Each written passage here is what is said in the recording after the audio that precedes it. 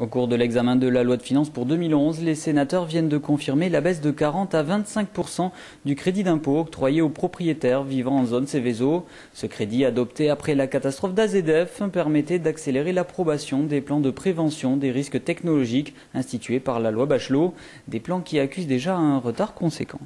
On a 7 sites qui doivent faire l'objet d'un plan de prévention des risques technologiques, mais tous ces plans devraient être approuvés depuis le 31 juillet 2008. Nous sommes plus de 2 ans plus tard, 2 ans et demi plus tard.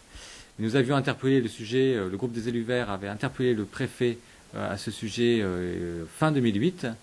Aujourd'hui, il y a un seul plan qui soit réellement approuvé, c'est celui qui concerne le dépôt d'Esso à Fondères, sur le nord de Toulouse. Un retard de plus de 2 ans sur la mise en œuvre de ces plans et la baisse annoncée du crédit d'impôt, cela fait beaucoup pour Régis Godec, président du groupe des Verts à la mairie de Toulouse.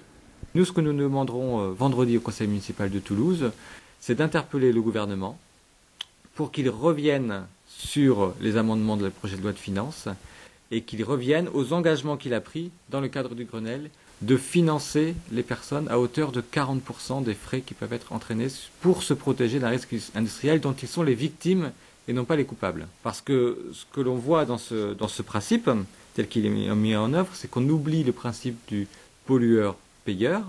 mais le riverain qui est bien lui pollué, on lui demande d'être payeur et d'être payeur quasiment tout seul des protections dont il est victime.